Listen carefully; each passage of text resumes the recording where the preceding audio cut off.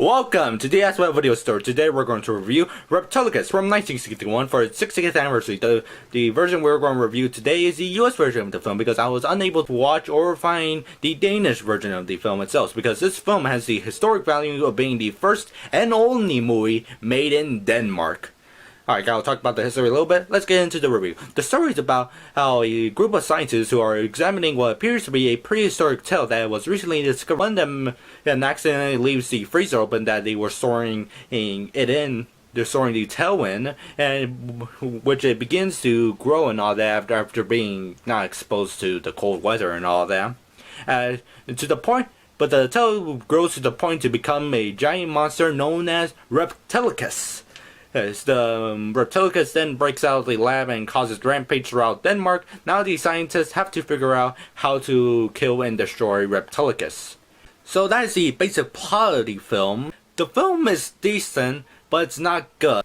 Nor neither it's bad. It's just on the edge of me kicking it off to the pit of despair of being a bad movie. The film does have an interesting concept to it, mainly with the monster Reptilicus itself, but most of the characters aren't really notable. Only a few were notable. The cinematography is well done and the soundtrack is good, but the film's attempts of humor wasn't really funny at all. It didn't really make me laugh with the film, it made me laugh at the film.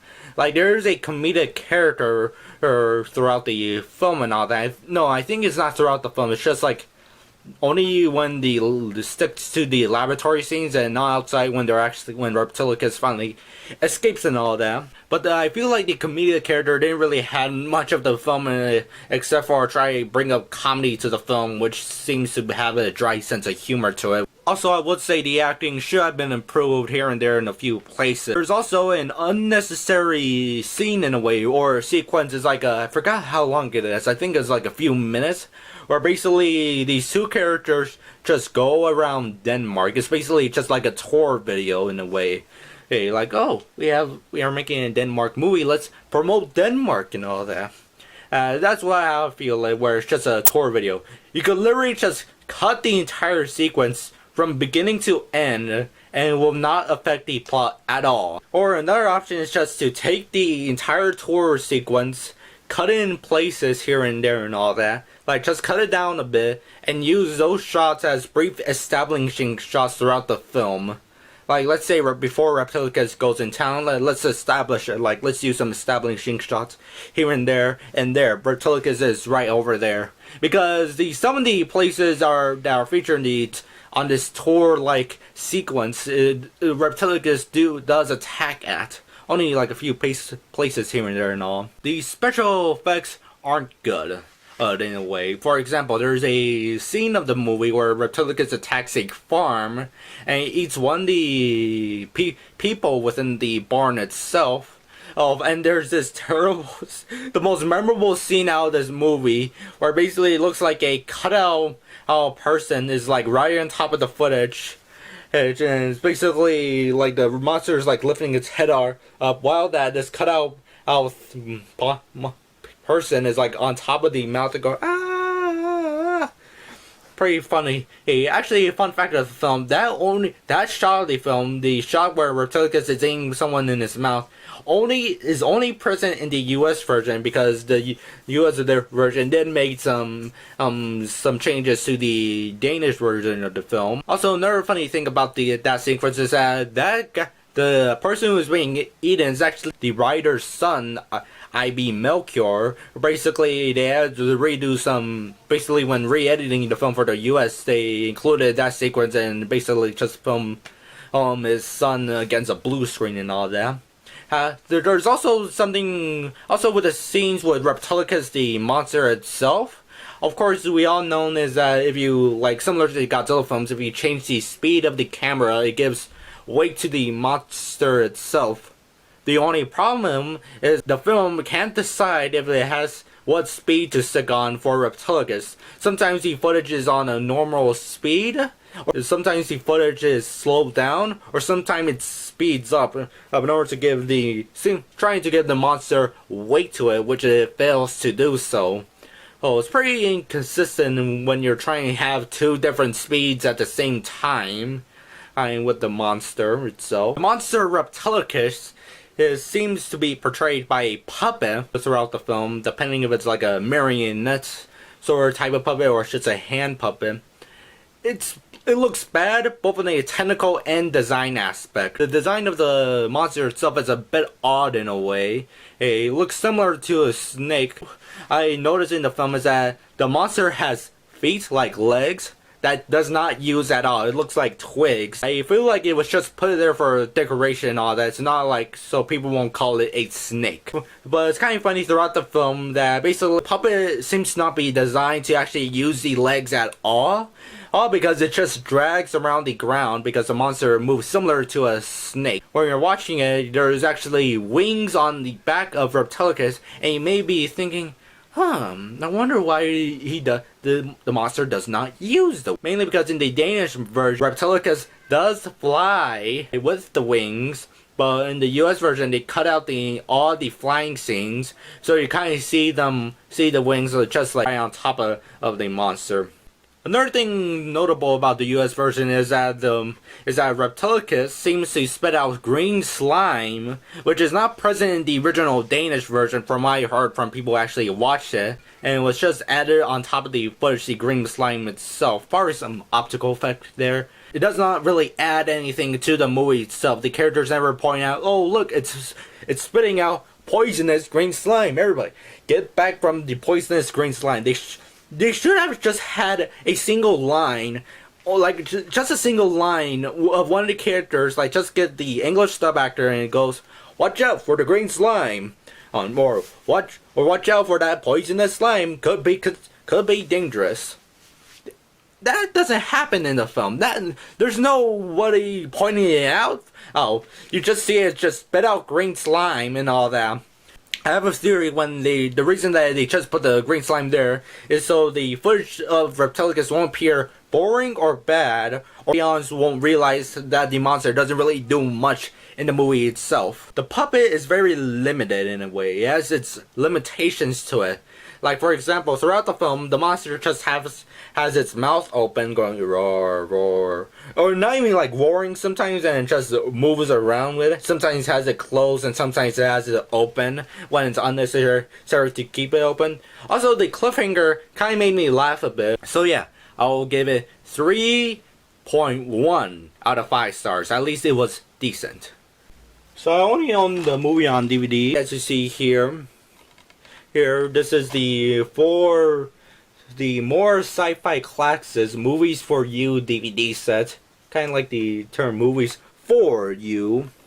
It has The Amazing Transparent Man from 1960. Of course, Reptilicus from Orion. It seems like Orion Pictures had the rights to it, because I see you have the logo. Because they did release the film on VHS back in the day. The Neanderthal film, man. The Brain That Wouldn't Die.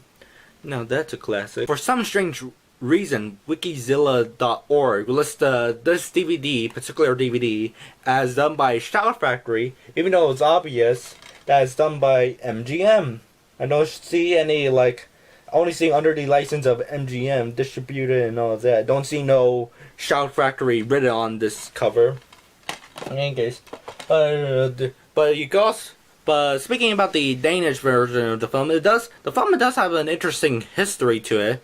For an example being that Ivy Melchior, the guy who actually written the film, actually wrote the volcano monsters back in 1957, the failed attempt of Americanizing the film Godzilla Rides Again from 1955.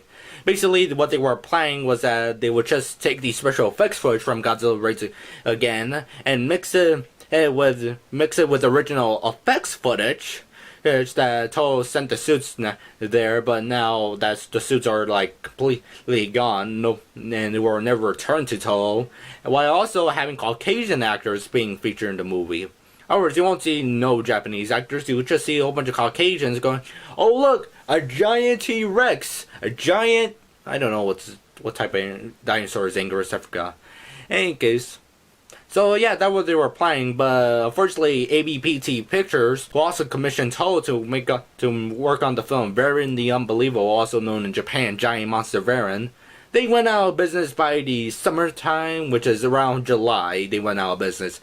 In June, they were actually on Variety magazine, according to, I believe, the audio commentary on the DVD for Godzilla Rise Again, and from Classic Media. Steve Rifle mentioned, and in a Variety magazine, they plan to film the original scenes for the volcano monsters in June of 1957. Unfortunately, that didn't went well. It's now I'm just rambling on about another movie, but with Reptilicus, it does have an interesting history, mainly because the Danish version of the film, you can't really watch it in the US unless you obtain some bootleg of it. Yeah, I know some eBay sellers selling the bootleg, the same guy where I bought my half-human DVD bootleg. Man, that DVD cover was a true piece of quality, that pixelated art. But in any case, the funny thing about the film is while they were making Reptilicus, they were also made an English version of the film, because American International Pictures did commission them to make a film in Denmark and all that. And when they showed the English version to American International Pictures, according to IB Melchior, it was like so bad AIP refused to actually release the movie. So they had to like re-edit it, put new scenes here and there and all that, cut out some stuff, including the flying parts to it. They also added a few close-ups of Reptilicus. They also changed Reptilicus' roar. So yeah, it does have some interesting history, and I'll actually leave the links to the interview with IB Melchior, where he actually talks about the volcano monsters and Reptilicus, and also the other films he worked on. And also we'll leave the history of Reptilicus by AN Productions, because he makes great videos about like Godzilla here and there. He also does some other things, not really related to Godzilla, but also related to film itself. So I'll leave a link to his channel and the video itself up in the description. I'll also leave a link to the Weekazilia.org video. No, I mean the .org page. Overall, it's a decent movie. If you want to watch it, I suggest to get the Blu-ray release of Reptilicus by Shout Factory, where it's a double feature with the movie Tentacles. But unfortunately, that Blu-ray release is out of print and goes for a hefty price on eBay and all that. But you could obtain a cheaper or out of print MGM DVD where it's just the film by itself. Because this I got this for budgetary issues and all that. You know, I'll watch the movie, but I'm not going to spend $25 on a gosh darn DVD, you know. Thank you. Hey, so yeah. You could get that, or you could just get it on VHS. Not sure if it's on Laserdisc, you know. For the Danish version of the film, you could get a foreign language DVD, which I'm not sure it will have any English subtitles to it. Or you could just get a bootleg or find it somewhere online. In any case, before I end this review off, this review, the Reptilicus, marks the 90th review I have ever done on this channel, not including movie theater reviews and such. In any case, this is the 90th movie review I have done. So, to celebrate, we're nearly close to the 100th review. But I'm going to actually do one thing that I never really do, but I'm going to only let this happen once. I'm going to let you guys, the viewers, the subscribers and all that, the people who just browse through my channel and go, good enough, I'm going to watch another one, to suggest a movie for I to review. Yes, you're going to suggest a movie that I'm going to review and all that, which is pretty sounding because I only review movies for their anniversaries or when there's a special occurrence and all that. But you guys, the people of whatever place you're living, because my analytics says I have an international appeal compared to the United States of America. Anyways, but you guys suggest movies to review. But put in a realistic setting to it, as in I can actually get a DVD, a VHS tape, a Blu-ray. In any case, so yeah, I'm going to let you, the audience, tell me what movies should I review and all that. It's going to be for not the 100th review, the 101st review of my series of reviews and all that. The 101st review, you can actually suggest a movie for I to watch and all that. But also, I already have plans for the 100th review of the movie I'm already planning to review it, which I can't find a release date for, but it's going to have its 30th anniversary this year. In any case, so yeah, that's this will be interesting. What do you guys suggest? I'm open to anything, as long as I'm able to watch it. In case, so that's all the review. Have a nice day. Later on, come back to our video store.